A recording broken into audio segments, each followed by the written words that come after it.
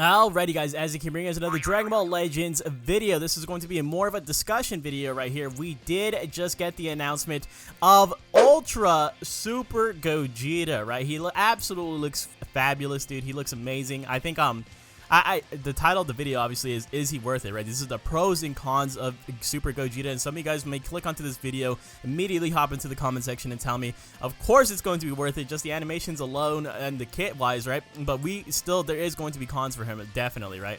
So the first thing I wanted to talk about is the triple rates. So we don't know too much about the banner just yet. We're gonna have to wait and see because this did just drop. Toshi specifically says, keep in mind for everybody that the triple bonuses are limited to Goku and Vegeta and the Trunks summons, right? So we are not going to be seeing an 1800 1800 drop rate for this banner specifically. So whatever units do come with him, I'm probably like one or two, right? Something around there. At the very least, it is going to be one. You're not going to get triple rates for it. Right, so that's already immediately one of the cons that we're going to be faced up with. Some of you guys might hear this, and this might change a lot of people's minds and be like, okay, well, I'm going to just keep summoning on the Goku and the Trunks banner, right? I think that's, and that's fair, right? The Goku and the Trunks banner are definitely amazing right now. And if you want to skip out on Gogeta or you're not interested in fusions, you definitely go back on the Goku, Vegeta, or Trunks banner. And then they also say, we have no plans whatsoever as of now to have them for any future events going forward, right? But moving on to Super Gogeta, let's talk about the pros of him, right? They definitely put a lot of love into this unit. Like, if you guys see the animations, even down to the blast animation, he kind of has a unique one, right? He kind of does this little overhead thing right here where he goes into it. He has a unique intro where they're fusing, right? They're actually fusing in the intro. It looks, oh my, bro, I can't even describe to you guys how... Dude, just seeing that in game, that's something that I've wanted for such a long time. If you guys have seen me on the 5-9 Gaming podcast or even in the fan-made videos, whenever I'm talking about a unit's intro for an Ultra character, this is what I wanted. I want a few. I've mentioned it before. Like, I wanted a Gotenks unit where Goten and Trunks fuse at the very beginning as their intro, and so seeing that come to life right here, it's just it looks amazing, right? Definitely spot on. I definitely feel like they poured their heart and soul into this unit right here. And then, but the other thing, I don't know if this is necessarily a con or a pro. You guys can go ahead and decide. He is not a Legends limited unit, right? He is strictly an Ultra, or from what we can tell at the very least right now. I'm pretty sure I want to go ahead and say that he is strictly an Ultra, right? Because we did see the animations. We saw his ultimate at the very least, right? We saw his ultimate, and we saw that the match just ended right there. It didn't go into a unique animation or anything like that. It just ended right there. So from what I can tell, he does not have a legendary finish. So that might put some people off to it as well. I know a lot of people were expecting an Ultra Legends limited character. Does not seem to be the case here. Let's go ahead and talk about his kit. A little bit of a kit breakdown right here, right? So he's busted. Right, I'm not even gonna lie to you. This is probably one of the pros right here. He's going to be an amazing unit. He is going to be a Blue Saiyan, right? I know we definitely needed more of those, right? There's going to be tons of Zenkai buffs available for him. He has card draw speed. I think that's one thing to mention right off the bat. Let's go ahead and talk about the highlights. He has card draw speed. He has a unique gauge, and there's no limit to the amount of times that you can fill up this unique gauge. Once you fill it up, you are going to be drawing a blue card. You're going to restore your own health and ki by 40.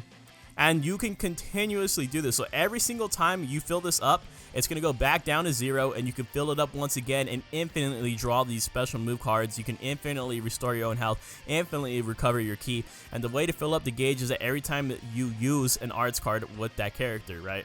And then you also, the one thing that I wanted to say about this is this last ability right here where it says, randomly destroys one of your own cards and draws an ultimate cards when 2 allies are defeated. You draw an entire ultimate card. And so you're probably like saying like, oh, is this the only way to draw the ultimate card?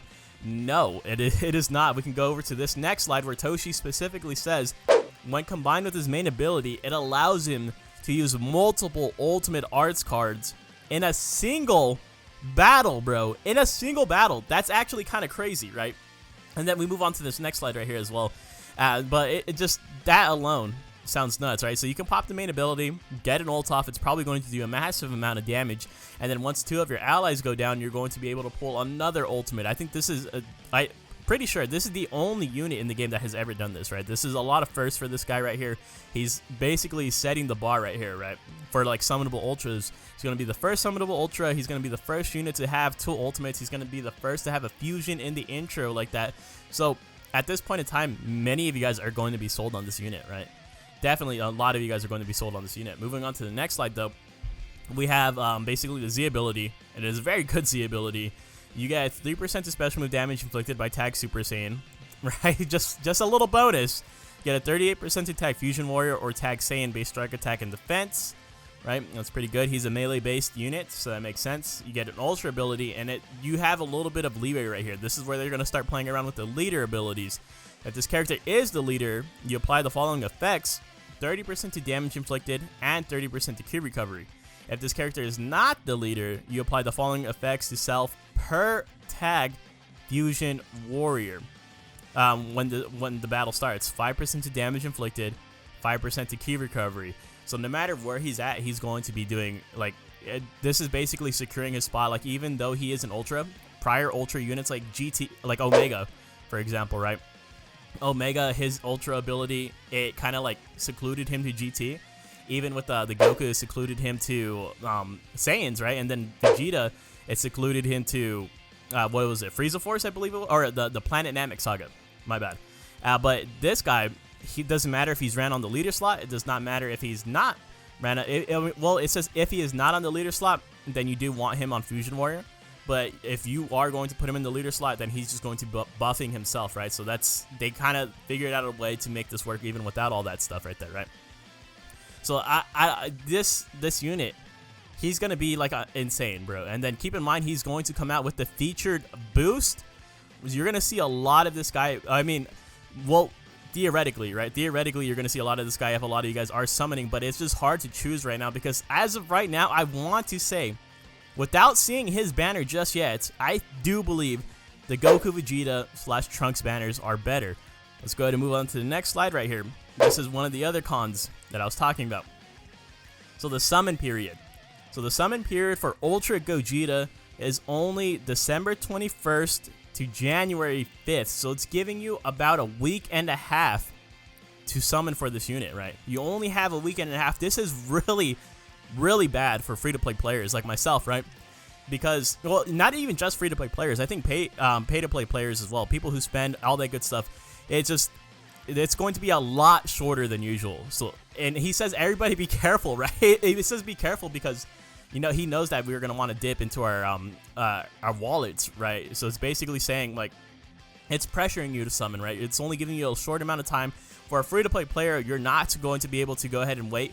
Like with this Goku Vegeta banner, a lot of you guys still had the entire month and a half to build your CC back up so you can go back into the banners if you didn't pull the characters that you wanted. For this one, you're not going to be able to do that, right? And so the reason why I say it's bad for spenders as well is because you're going to be pressured to buy as much CC as you possibly can, to hoard up as CC as you can. People are probably buying CC right now as we speak just so they can have some in stock when this Gogeta drops, right? So it's going to be a little bit rough, especially when you start running out of sales. You could start paying for the Chrono Crystals at full price. It's going to hurt a lot of people's wallets, a lot of spenders' wallets, and you know it's going to be difficult for the free-to-play players overall.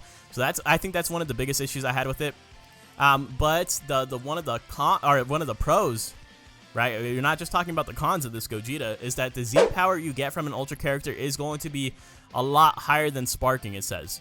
So it doesn't specify if it's going to be 1800 or if it's going to be a higher amount or if it's going to be a lower amount than 1800.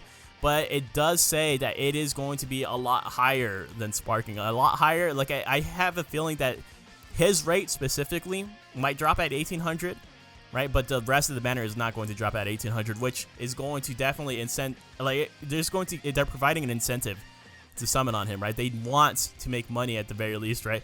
Because they know that not putting 1800 or putting 1800 rate drops on this banner was probably going to result in a lot of players being conflicted between summoning on the Goku Vegeta / Trunks banners over this guy.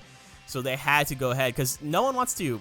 I'm gonna be real honest. Like if you have a 2-star Ultra unit, right, or a 2-star LF unit, they kind of get like smashed, right? They kind of just get creamed in PvP.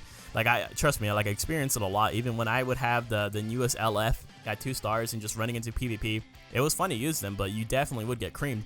So they definitely are. I think this is the move right here. I think the whole banner should have just been 1800, right?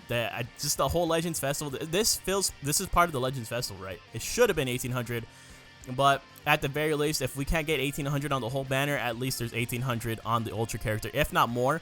Hopefully it's not less than that, right? So that being said, what do you guys think? After watching this video, let me know in the comments down below. Are you still going to be summoning on this Gogeta, or are you going back to the other Legends Festival banners? For me personally, I have to summon. Like, as a content creator, as you know, that intro alone makes me want to summon. I'm going to do a rotation on it. I have 11k CC saved up. How much CC do you guys have? Let me know. So let me know how much the CC count, and let me know if you guys are going to be summoning or not. Thank you guys for watching, and I'll see you guys in the next one. Later!